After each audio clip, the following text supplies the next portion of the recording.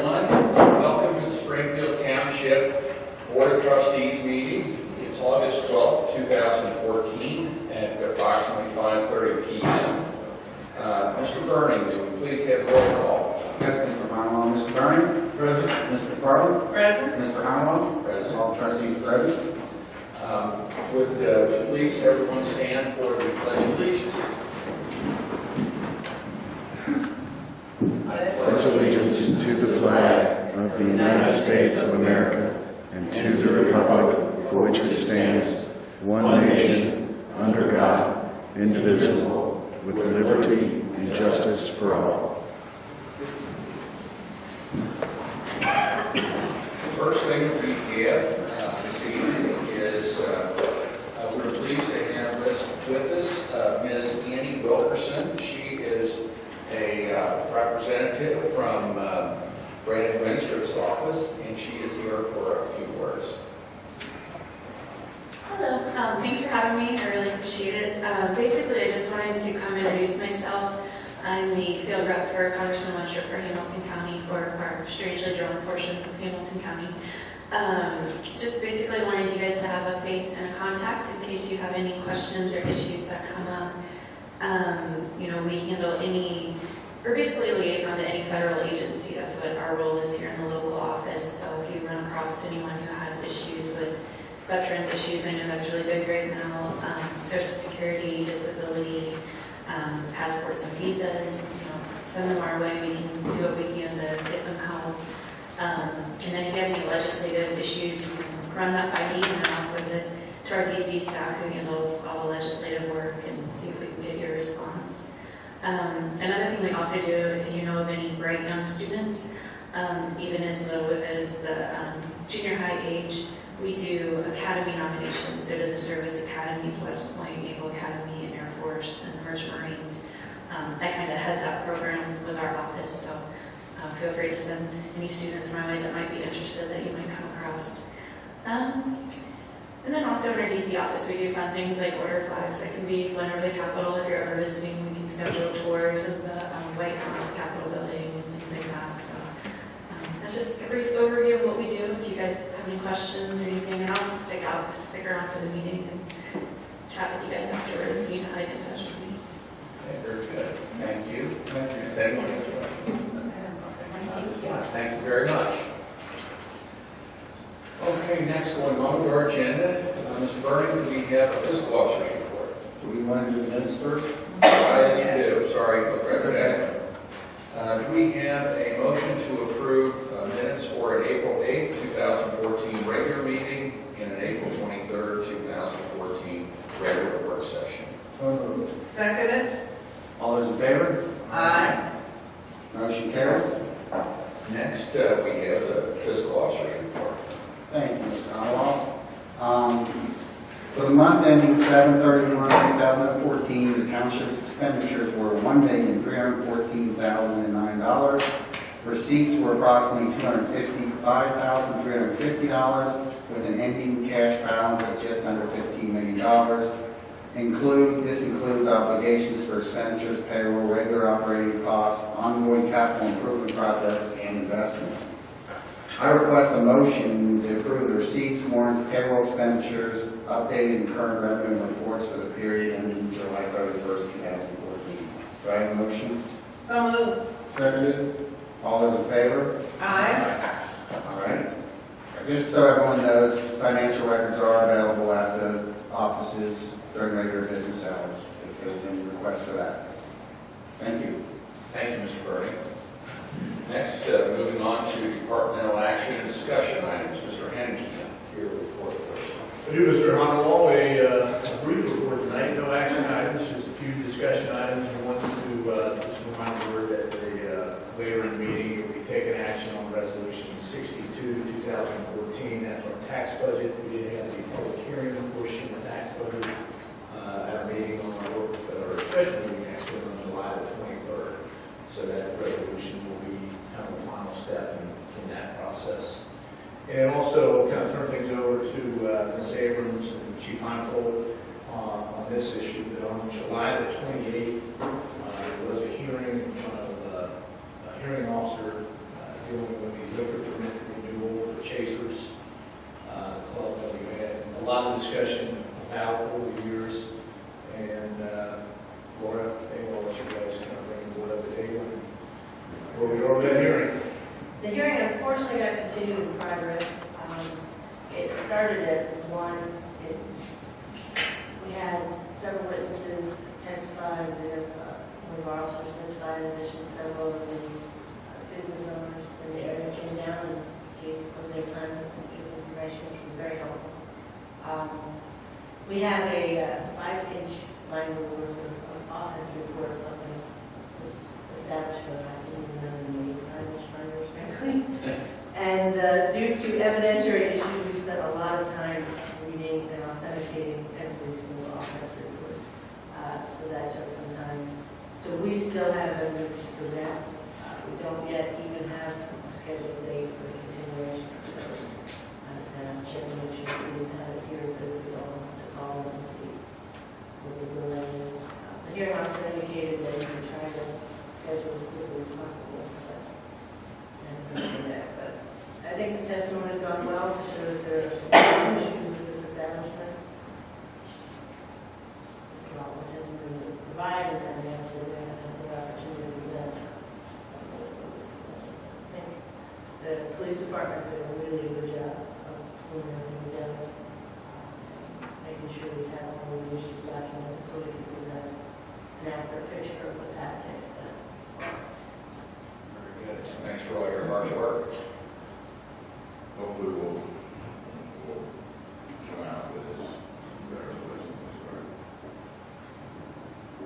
Thank you, Chief. It's a difficult case to make, considering employees or anything with the information and the permitting is pretty difficult. But what we said from admin and the police department, the board and myself is just present them everything. We just want to make sure that we give them absolutely all of the information we have. We don't forget anything on our part. We present it as well as we can. And then without our hands, I would say we have done that from the police department did a really good job. Instead of putting all the paperwork together. And it is it's a lot of paper. And it documents everything that happened. That's all we can do is present it. This is why we're concerned. We have, what is that? How many cars do we have? 184 business. Yeah, it's, yeah, they That account are for, 6, 7 days. right, this establishment's only doing 2, and it accounts for almost 60% of the revenue. We might give it up, but we actually calculated it out, and it was even actually surprising to us how much we're dragging it out to the township police station. Generally, within 2 days, that once a week.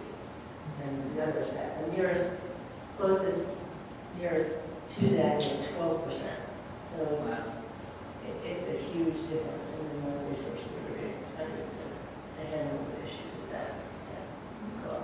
So I think it was what, 184 separate? I think so. 194 separate offenses. Yeah, there's, You read it, so you know what the number is. It took almost 2 hours. that's only, we only went back to the last. That's the only answer. Since the last renewal, 184 In the last year. Yes. Yeah. Yeah. So Almost the rest of the it's significant. And yeah, although I didn't love having to read all those, and certainly the officer who had to authenticate each piece of paper wasn't excited about doing that either. And the audience was quite bored. It's nothing more boring than having someone read a piece of paper going, on this day, we verified that this was this offense, and it happened there. It was horribly boring, but it helped to really show that there's these many problems there. So I think you had to outline that just so that they could see, there was a trail that you could basically see that indicated that it's really a hot spot that's taking up most of our resources when it comes to our. and the resources of the surrounding departments. That's true. There are times where we go 3 jurisdictions deep just to handle the issues of that part. So that 3 of our fellow jurisdictions don't have officers in their own jurisdiction because they're out there. So it's significantly problematic. And I think that, as I said, that's all we can do is show them what's happening, give them as much evidence as there is to present, and once we fairly do that, decisions out of our hands. But I think we've done that so far. Whatever the second hearing date is, we'll over the next. That's good, because we're not stopping, we're moving forward, and that's what we need to continue to do. Thank you, Laura. The next item that I have is just a report on the personnel activity. The last one, did accept the resignation of Nick Nimstrom as a police officer. His effective date of resignation was July the 10th, 2014. Another Deshaun Brooks, part-time to a full-time police officer. The effective date of his promotion was July the 12th, 2014. We did hire a full-time dispatcher, Alicia Huddle. Her effective date was July 8th, 2014. Accepted the resignation of Andy Bittner in our service department, a part-time laborer, effective date July 25th, 2014. And then the summer position term ended for Lauren Bass, who was a laborer for us in her temporary summer position ended on July the 31st this year. I just asked Kim to bring us up to date on community events and programs. Thank you. I just wanted to invite the board and residents to attend the second annual local art show. This is where we invite local artists in the community and little surrounding neighborhoods to come out for a 2-day exhibit. We have an opening reception on the 5th that starts at 7:00 p.m. where we're going to have cocktails, a live band, we'll have the art exhibit and art auction. We'll also have a live gallery display where the people in attendance can actually take part in it. The second day is going to be a bunch of sampler programs that people can participate in for free or for really low cost, and that event is made possible through Arts Wave. This is the Arts Council's largest fundraiser at this particular point. Kim, what are the times on those 2 days that the programs start? September 5th is from 7 to 10 p.m. and September the 6th is 10 a.m. to 2 p.m. So 7 a.m. Right, it's a Friday and Saturday event. All right, very good. Anything else, Mr. McKim? No, that's really all I have. The board has copies of the departmental and activity reports. So if the board has any questions, that's all.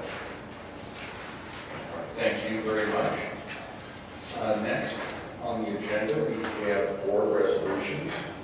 The first resolution we have is resolution number 61, 2014, declaring nuisances pursuant to Ohio Revised Code section 505.87 and various listed properties within Springfield Township and authorizing statutory actions necessary to abate the nuisances. Do we have a motion? So moved. Second it? Mr. Vernon? Aye. Ms. McFarland? Aye. Mr. Honowell? Aye. Resolution carries. The next resolution that we have is resolution number 62, 2014. This is adopting the 2015 tax budget. Do we have a motion? So moved. Second it? Mr. Vernon? Aye. Ms. McFarland? Aye. Mr. Honowell? Aye. Resolution carries. Next resolution we have is resolution number 63, 2014. This is a resolution for supplemental appropriations within the general fund, police district fund, fire district fund, and ambulance and emergency medical services fund. Do we have a motion? So moved. Second it? Mr. Vernon? Aye. Mr. McFarland? Aye. Mr. Honowell? Aye. Resolution carries. Next, we have resolution number 64, 2014, assenting to the acceptance of Bellamy Court in the Bellamy Court subdivision. Do we have a motion? So moved. Second it? Mr. Vernon? Aye. Mr. McFarland? Aye. Mr. Honowell? Aye. Resolution carries. And I guess I would say that was one that was long coming, wasn't it, John? The Bellamy Court was the street down off of Winton Road where the original developer never completed it to satisfaction, but we were able to work with the county and get that street finally completed so that the residents have a decent street. We can also plow snow there and take care of it like we would any other street in the township. Correct. Really, the only notable thing about this particular acceptance is the fact that because it was done in the way that it was done, the county's work, there won't be a one-year maintenance on like we would typically be had we accepted this from the developer or the builder. Correct. Right. Exactly. So John, we basically are accepting it as though the 1 year has passed. Correct. Right. I just want to say, John, thanks for all your work and working with the county to get this. I mean, this was a bad situation. It's been something that's gone on for a long time when the developer basically went bankrupt. And we appreciate all the work you've done to get that taken care of. Well, I'm sure the residents do too. Yes. Yeah, it'd be a lot easier to plow, which of course we're not going to have to do this in there because we're not going to have. Any snow? Good luck. Exactly. Next, we have resolution number 65, 2014, authorizing sale by internet auction of unneeded, obsolete, or unfit for use property in the Springfield Township Police Department. Do we have a motion? So moved. Second. Mr. Berman? Aye. Mr. McFarland? Aye. Mr. Honolaw? Aye. Resolution carries. Next, we have resolution number 66, 2014, authorizing private sale of unneeded and unfit for use property in the police department. So moved. Seconded. Mr. Berman? Aye. Mr. McFarland? Aye. Mr. Honolaw? Aye. Resolution carries. Next, we have resolution 67, 2014, authorizing private sale of unneeded and unfit for use property in the Drug Abuse Reduction Task Force Department. So moved. Seconded. Mr. Berman? Aye. Mr. McFarland? Aye. Mr. Honolaw? Aye. Resolution carries. Thank you. Next, moving on with our agenda this evening, we have old business. Is there any old business before the board? I have one. We lost a brave warrior, a great actress in Springfield Township. His name was Mr. Joe John. He lived in Hollydale. He was always a frequent flyer, attending our meetings, as well as he served on a lot of our volunteer committees, and he really wanted not only his community to continue to be a great community, but the township as well. So he was really an excellent wood worker as well, and woodmaker. So the community is certainly mourning his loss, and he's of course gone to a better place. So I just want everybody to know that he's in a better place at this point. Joe was a great leader in Hollydale for that entire community, and I think a lot of people thought of him as the mayor of Hollydale. That's what I call him. You know, he coordinated, he created the Civic Association and continued until he became legal, and then someone else has taken over. But he's just an icon in that community. Is there any new business before the board? I have one thing, just to let the residents know, Duke Energy is going to be performing inspections on gas equipment and piping located in the township between August 7th to September the 7th. And during that time, it only takes about 10 minutes to do the inspection. Most of the time, it's usually just from your outside wall of the gas meter. And they'll have a name tag that says Southern Cross on it. So if you see somebody inspecting your gas, just understand they should have a Southern Cross badge on their lapel. And if you have any questions, just call the township and they'll check up on it for you. All right. Thank you, Mark. And I also have one other thing I wanted to bring up under new business. And every month we receive thank you cards from residents who are either thanking us for, a lot of times thanking us for life squad runs for the kind of medical care that they receive from our fire department. One stood out though this past month, an email that I received, and this was something that came from the hospital, and I thought that I would kind of ask Chief Manager to say a little bit about this particular incident, and it's one of the situations where it shows that the investment that we've made in the township in advanced life support equipment is something that saved one of our citizens' lives. So Chief, if you could tell us a little bit. Sure. Welcome the opportunity to. Thank you. On July the 30th, we received a 911 call for a resident having chest pain. When we arrived, we did a quick assessment, and using the equipment you talked about, our advanced cardiac life support in the Life Pack 15 that you approved for purchase last year, we were able to detect that early that he had a heart blockage that was causing the heart to work efficiently. With that technology, we also sent an EKG and all the diagnostic information directly to the ER physician and to the cardiac cath lab physician as well. They determined that there was a significant blockage and needed to be taken care of in the cath lab expeditiously. So at that point, he was loaded into the squad. We responded quickly to the hospital, and because of his critical nature, we bypassed the ER and took him directly to the cath lab, where he received a procedure called an angioplasty, where they actually went in and was able to use a balloon, you also heard that term, and were able to remove the blockage, allow the blood to transfuse the heart, and as a result, he walked out of the hospital the next day. Without that type of advanced cardiac life support and intervention, the chances are he would not have survived. So it just goes to show that that the investment in our technology does save lives. It's expensive. There's no doubt about it. It's expensive. But what price do you put on someone's life? And we're fortunate to have the equipment readily available in Springfield Township.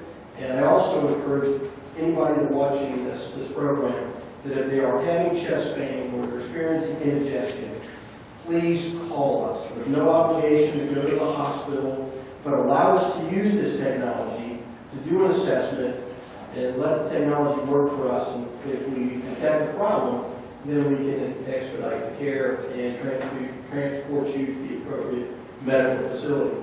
And we were recognized, in this particular case, we were recognized by Pam Urbanbach. She is the EMS coordinator for Big Sam Hospital. They did an outstanding job working with us. It's a good partnership that we have with all the area hospitals.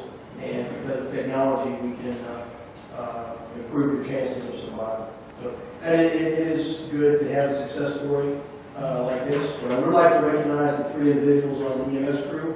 They were Jason Eckhoff, paramedic, John Busing, who was the paramedic, and George Seibel, the EMT. And they did an outstanding job. Thank you. Thank you, Chief, and pass the thanks along to all of our paramedics and EMS personnel. We truly appreciate the work that they do. I will. Thank you.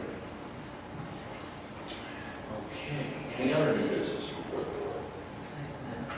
Okay. Next would be coming to the citizens' participation part of the meeting.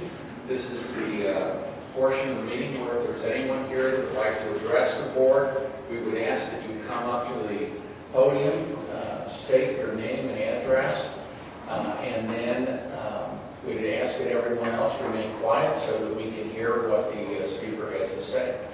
Thank you. Yes, sir.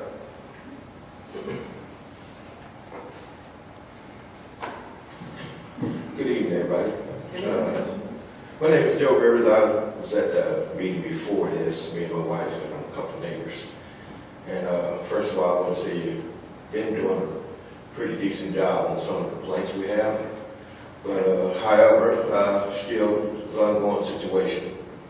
First of all, I took pictures, and I want you guys to kind of look at those. Hey, Joe, what's your address? I'm at 2068 Blue Hill Drive Thank you. in Seven Hills. That's good. And we made several calls about the conditions of the road, especially on my street, Blue Hill Drive. A lot of potholes, I mean, you can just tell by the pictures. Somebody came out and threw a little blacktop, maybe a teaspoonful in a couple holes, you know, but it's still breaking apart and it's causing damage to cars. And I took some pictures of the damage done to some of the cars. It's doing damage to the lawns because the big rocks, when the car hits it, they fly over the grass. When the lawnmower hits it, you know, tears the blade all up and everything. And it's just a really ugly sight. And we're still having bad looking property problems. People not cutting the grass, not picking up trash. Nobody's making repairs on their properties. Cars speeding up and down the street, loud pumping music. You can't sleep, you can't rest. You know, people blocking the roads. You try to get past, it won't move over to the right side and let you pass without a, you know, some kind of conflict you might have when you tell them to move, you know. Trash, just trash everywhere. You know, we just got a bad problem with trash. You know, I took some pictures of that too. Some of the public cans in there not being empty, and they get overflowing, and the trash start blowing all over the highway, all on the streets and people's property. The merchants up there, their stuff be blowing all down the neighborhood. When you see Little Caesars boxes, Raleigh burger bags.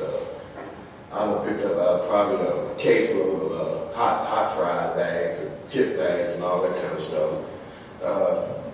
It's just a shameful neighborhood. You know, it's so bad out there that I'm really embarrassed and ashamed of my neighborhood. You know, when I got people coming to town with relatives, really gets embarrassed and I'm ashamed for when they come out there and see actually where I live at, because it's just so nasty and just paper and junk cars and tore up houses and grass not being cut. You know, I've been living there 33 years, and this is as bad as I've seen it.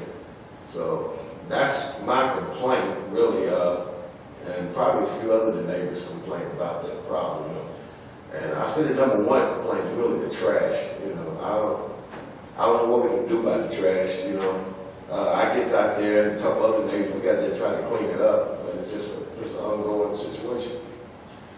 But that's mainly what I have. And got like the merchants up there. Okay, my wife said she talked to somebody, Cindy, and was telling me about the grass not being cut in the apartments up there. You know, it goes so long that flowers, you know, the purple flowers start growing up in the grass. You know, the paper will be all over the lot. You got gym shoes hanging on the power lines. You know, we complain about that when nobody come and cut them down. Just a very bad looking community. And I took and drove around some of the Springfield Township properties, you know, area rather. And I got to say, Seven Hills is the worst probably in Springfield Township. And all the areas I went to, I couldn't compare Seven Hills to none of them. That's how bad it is out there. And that's all I have. Thanks. But other than that, some of the problems have been answered, you know. But thank you. Well, thank you, sir. We appreciate your bringing these concerns to us. I think we've had discussions on this before, Chris. Listen to Blueville, the street that is in a different census tract than when we did the community development rehabilitation of the streets up there. It didn't qualify. Yeah, we actually had some funds available through the community development block grant program through Hamilton County, and unfortunately for Blueville, the U.S. Census Bureau lumped Blueville Drive in with some properties in neighborhoods to the south of it, rather than the actual neighborhood which it's in, which is Seven Hills, and the properties to the north of it. Because Blueville is the southernmost street, it was lumped in with other properties in other neighborhoods that basically made it not eligible for block grant funds because it elevated the median income and then didn't qualify. So yeah, we're not able to use block grant funds on Blueville, while Blueville itself probably qualifies. The census tract in which it is doesn't, which by default makes it not eligible. But additionally, I think think some of the issues with trash, we're aware of.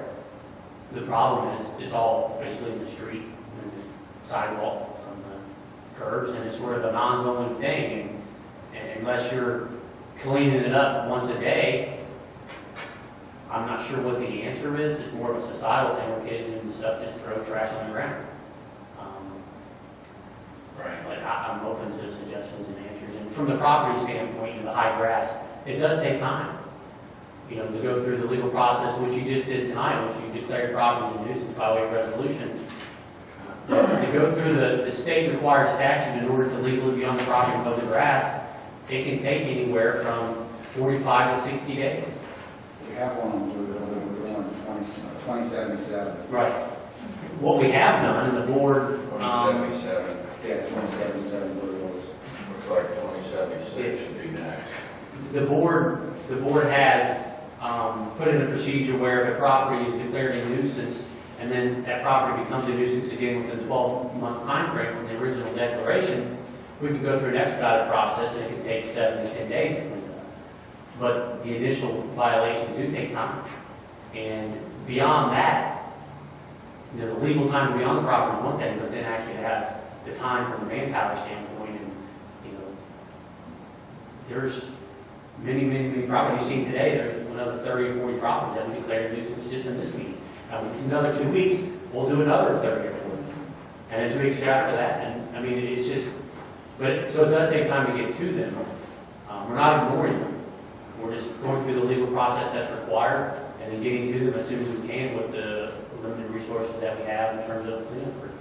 There's an address that Mrs. Rivers called in, and that property that she called about reflects the one that has had problems within a year that we responded to, and it's the one that you called about. Yes. And so it was, a notice was posted on that door, and the township will be going in on August the 19th to correct that problem.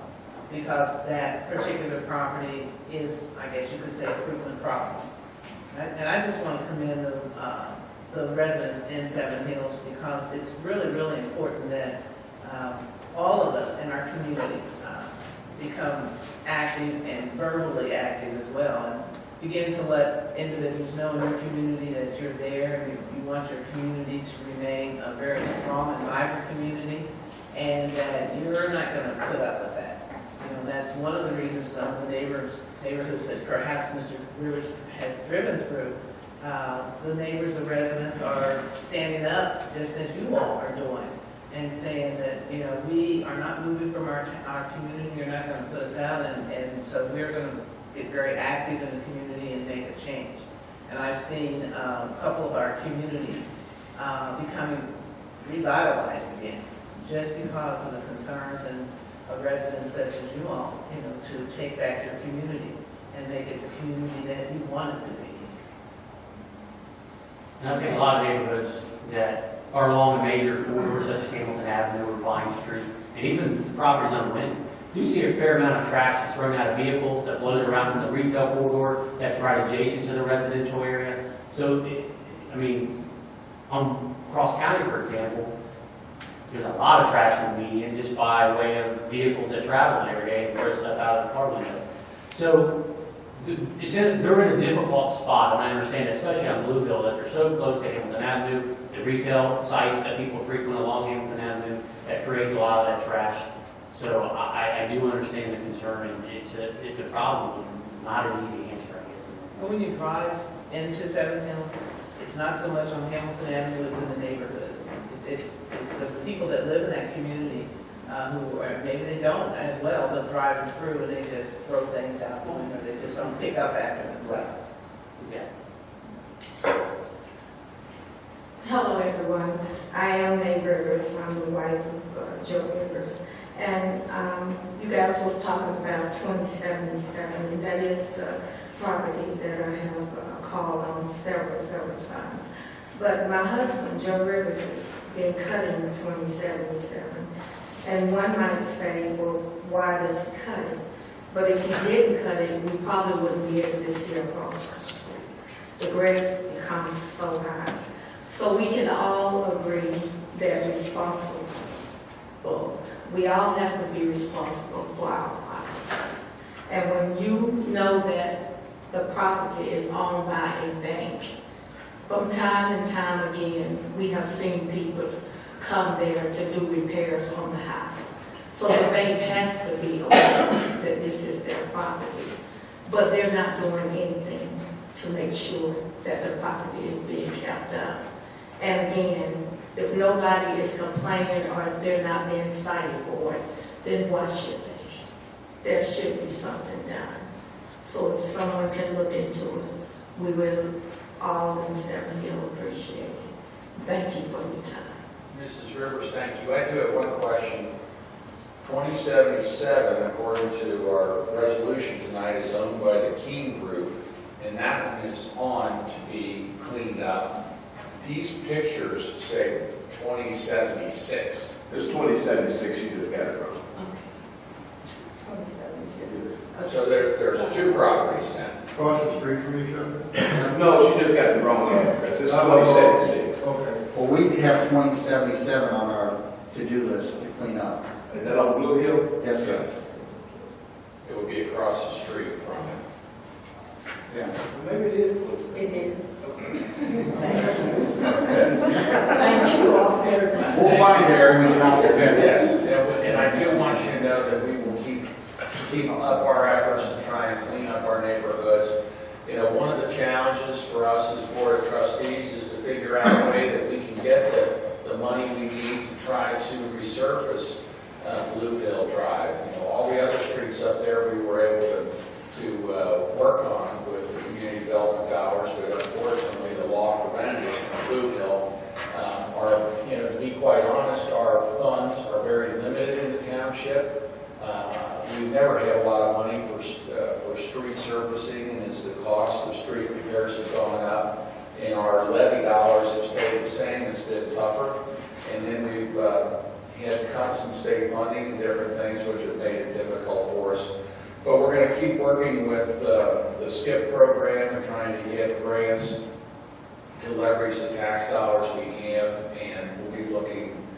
We rake the streets every year, and I'm sure I can see from these pictures this street can't rake well. So thank you very much. Thank you. Is there anyone else that would like to address the board this evening?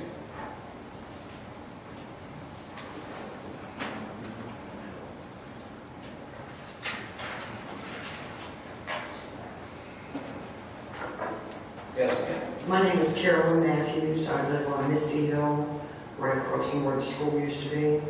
Yes. And I think the group of people that we have back here, myself and one of my neighbors, we passed out flyers to some of our neighbors that we know pretty well about the violence that's going on back there. I feel that if we try to do something about it now before it gets any worse, what can we do?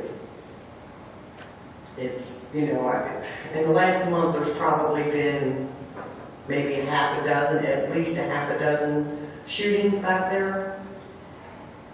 One person died, and it's right at the beginning of the neighborhood where it, really affects the looks and stuff of, and nothing to say about what the other gentleman had talked about. That's been ongoing for quite a few years, but the violence back there is getting terrible. My children are grown and gone. One of our sons still lives with us, but I've got 8 grandchildren at the house every weekend. And I'm just really getting concerned. I don't live in downtown Cincinnati, and I don't want to live down there. And that's the way it feels. All right, thank you, Chief.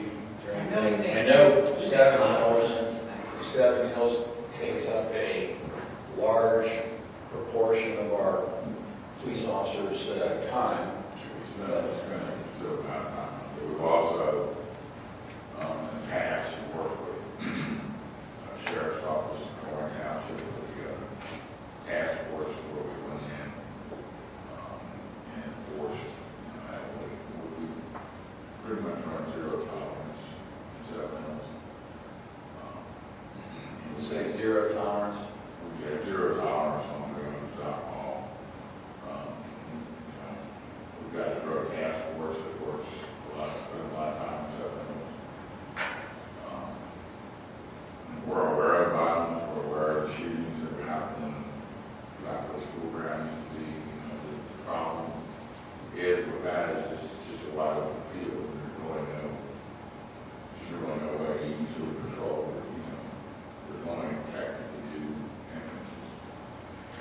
I've seen or heard about has always been right on the main streets at people's homes.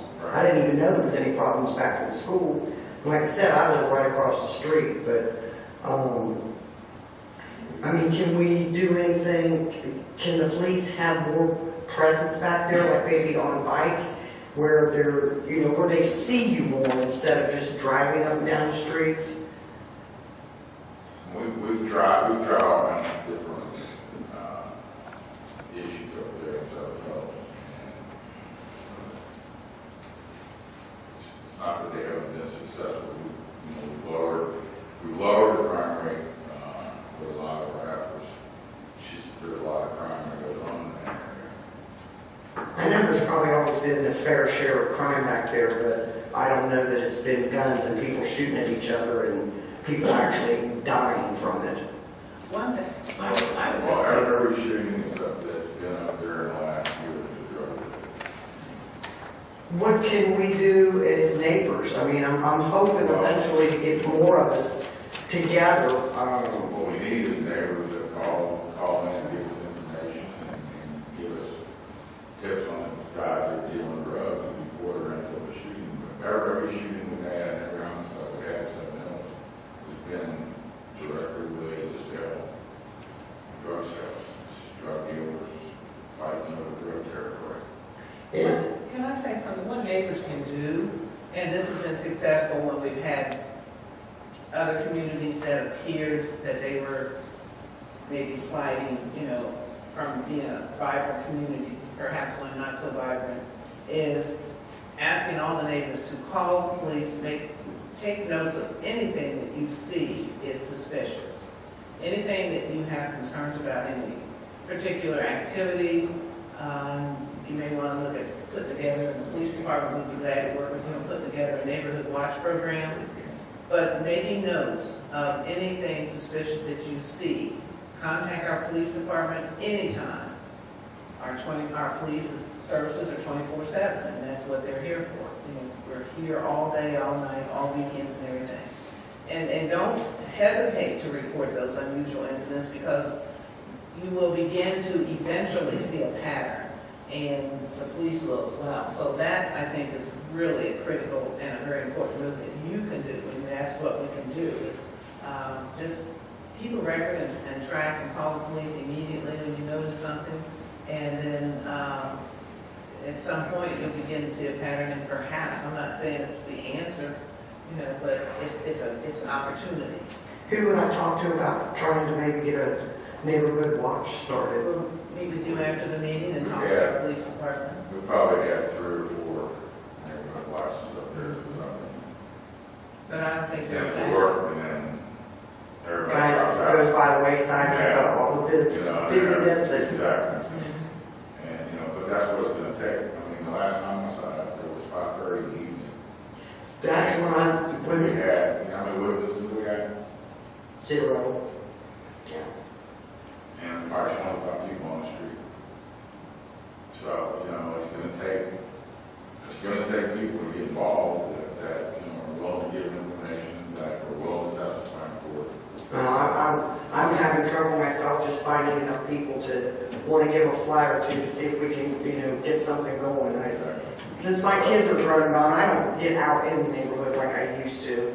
And, you know, the kids don't come and tell me all the stories that they used to tell me, but, you know, it's just got so much worse. Something has to be done. If you get enough people together that are willing to do very much, we'll be happy to put together a program, and we're happy to meet with you and explain, you know, what we need to do, and, you know, it works. It just takes people that, you know, we can't be at 24 hours a day. Right, I know, I understand that. You know, we've got 40,000 residents, and, you know, and around Springfield Township, South Hill is a pretty small area. I know it's And very it large. takes, you know, it's probably taking 25-30% of our resources that we put into Seven Hills every day just because of all the issues. Not that we're not aware of them, it's not that we're not doing things there. We've got a network cards in there, we've got all kinds of stuff that we're doing. Yeah. Constantly doing search warrants, you know, taking off drug dealers, always need, you know, we need residents who are willing to speak up. Okay, thanks. So we're certainly willing to help you. Ma'am, thank you very much. Thank you. Is there anyone else that would like to address the board this evening? David?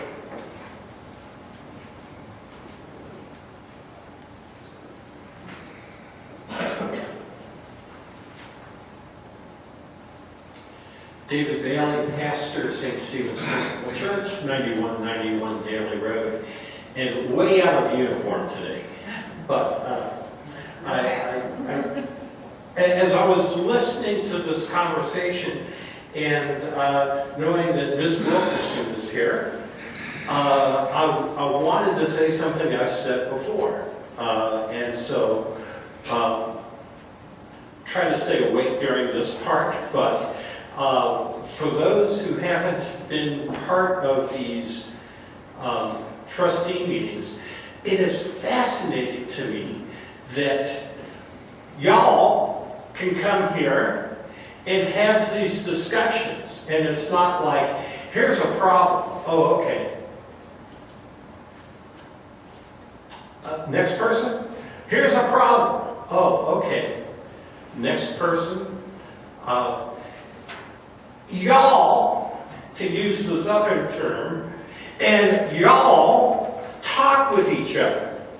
And that's something that can only happen in local government, where you can get up and talk and people will respond back to you, and there can be some lively disagreements from time to time. But it's an opportunity for people to talk back and forth.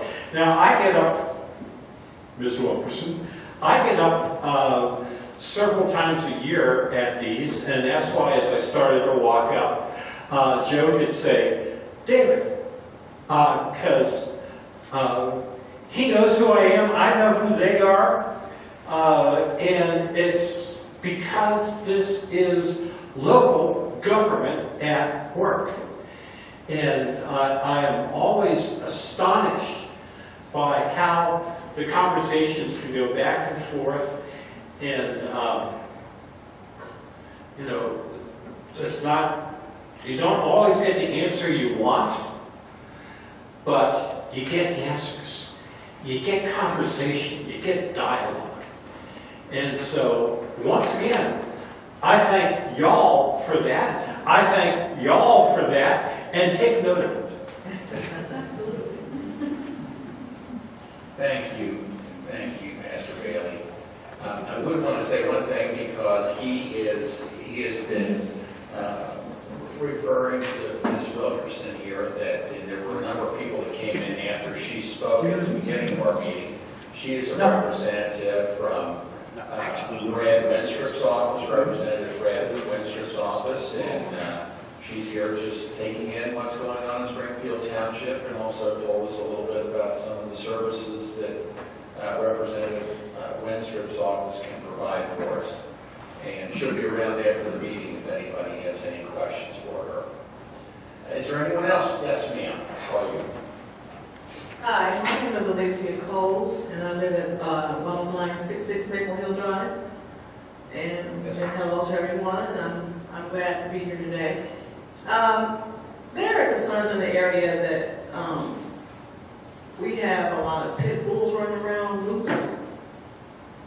And I don't know what the bylaws are, but a lot of people that live in this area now, I've been there over 25 years, I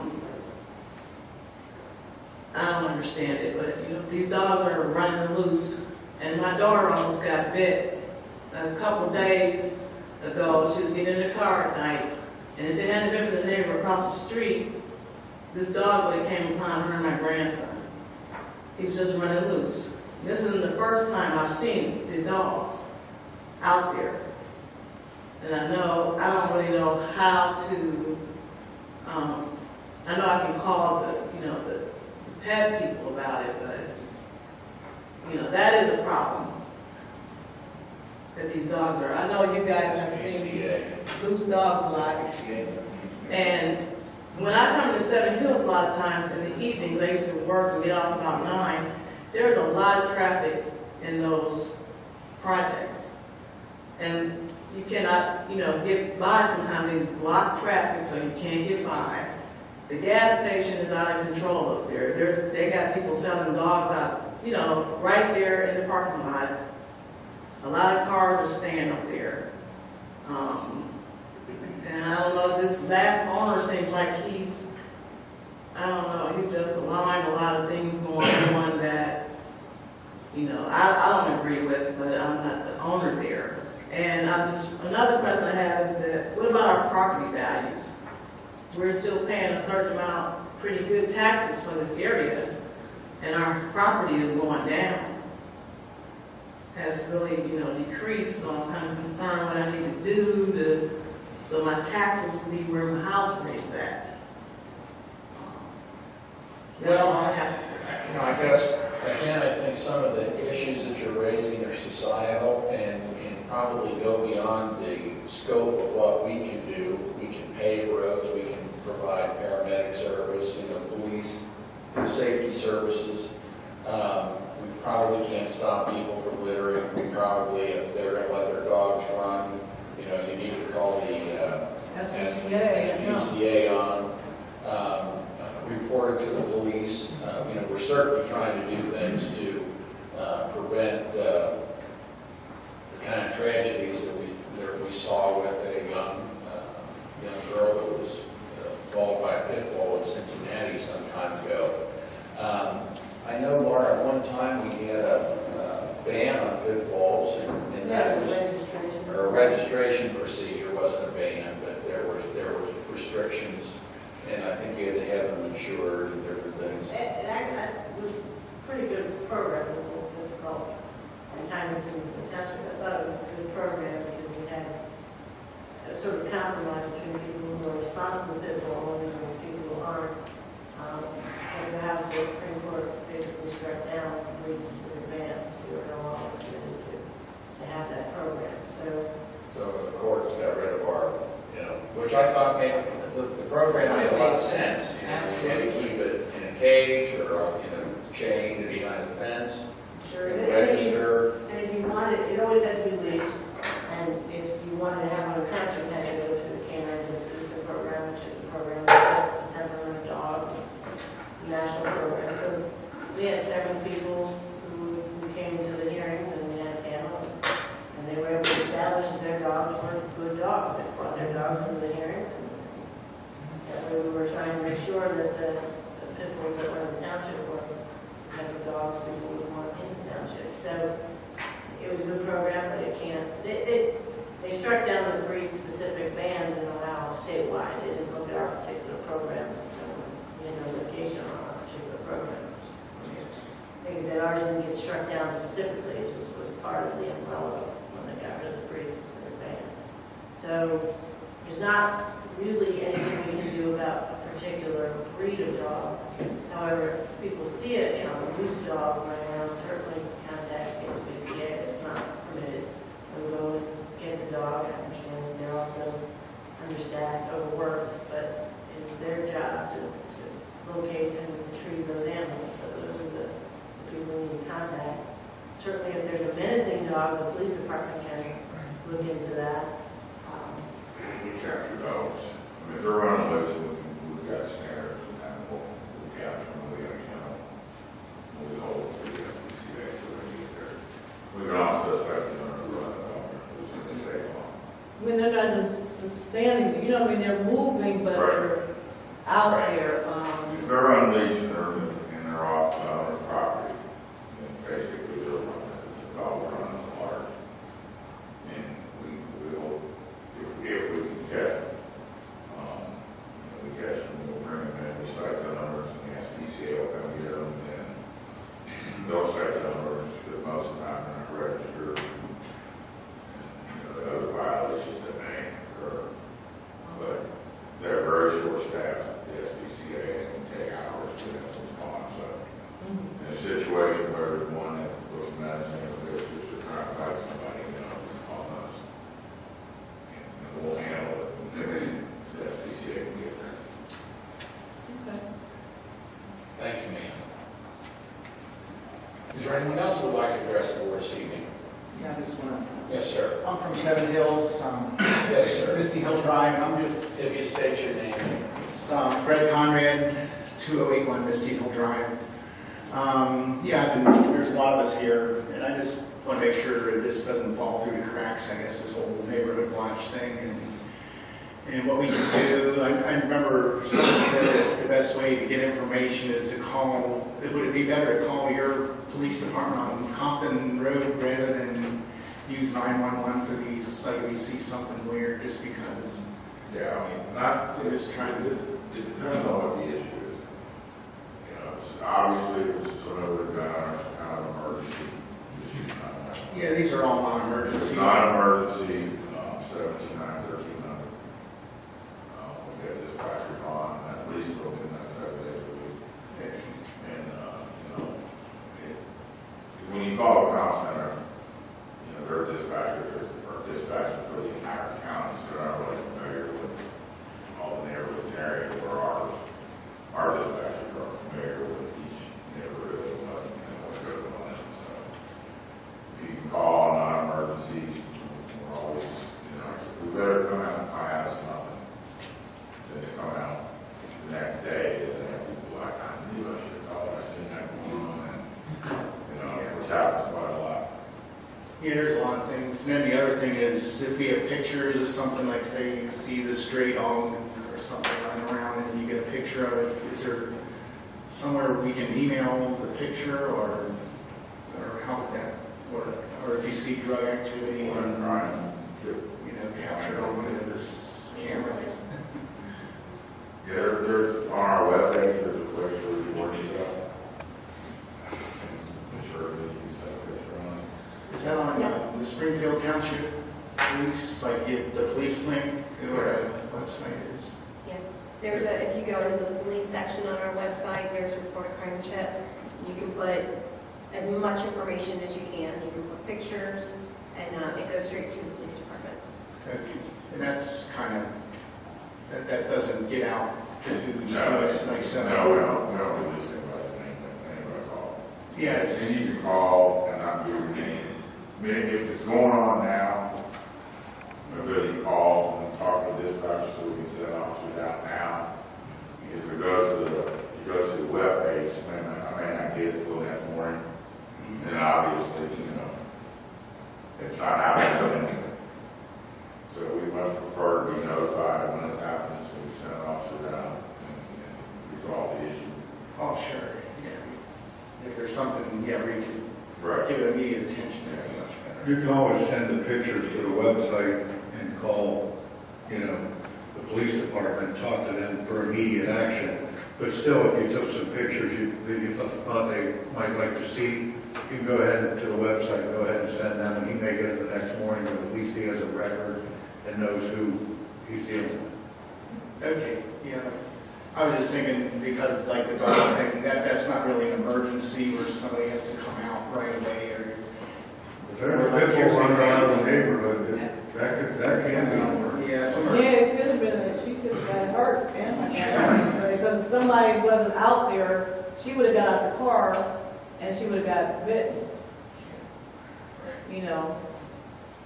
But there was a man that was across the street, and he was leaving that house, and he saw the dog, and he told her to stop, don't get out the car.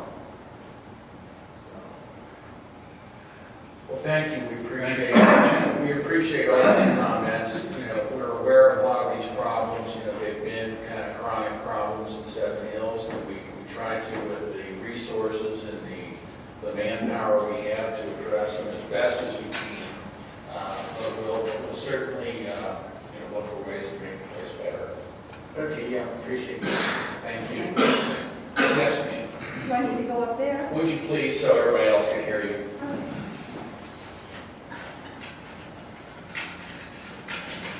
My name is Anna Fields. I'm from Pleasant Run Farms. And some of the residents there are concerned about building permits for fences that conflict with the covenant codes. And what should those residents do? Do you have suggestions? Well, I see Mr. Gilbert's grabbing his microphone. There's probably, so I understand the issue. There are certain covenants that are contained in your deeds in the subdivision that prescribe a certain or prohibit a certain kind of fence, and that may be different than our zoning resolution.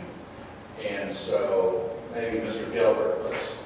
Yeah, and a lot of, in many situations, particular neighborhoods such as Pleasant Run Farms may have deed restrictions or subdivision rules through their homeowners association or attached to the deed that are more restrictive than our township-wide zoning code may be. And in those situations, these more specific regulations cannot be enforced by Springfield Township because they are not our rules or regulations. They are rules or regulations that are adopted by the developer or the homeowners association of that particular neighborhood. Therefore, we don't have the legal ability to enforce in other entities or other associations rules or regulations.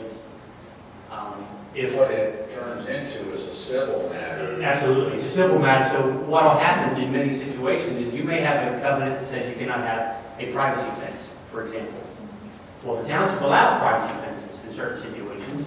If someone were to come to us and apply for a permit to put up a privacy fence, and they were in correspondence with the township code, we would issue that permit.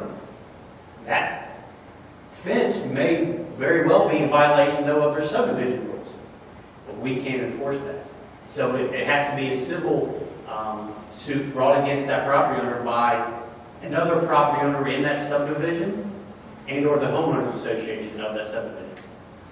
Okay, so the civic association could bring a case against it? Yes. Are those particular residents, okay, Yes. as a civil matter? Yes. Okay, Yep. thank you. Mhm. Is there anyone else that would like to address the board this evening?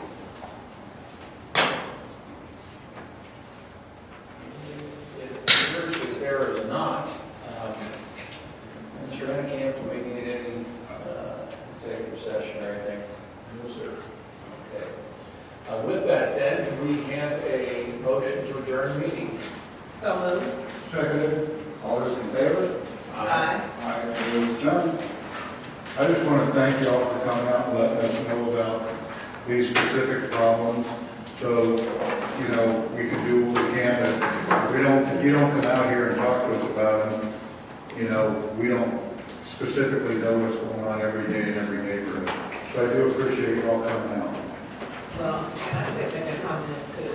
And most folks who know have heard me say this. If there is something that's going on in your neighborhood, and we just had our trustee meeting tonight, and then you discover this tomorrow, don't wait until our next meeting. Call us.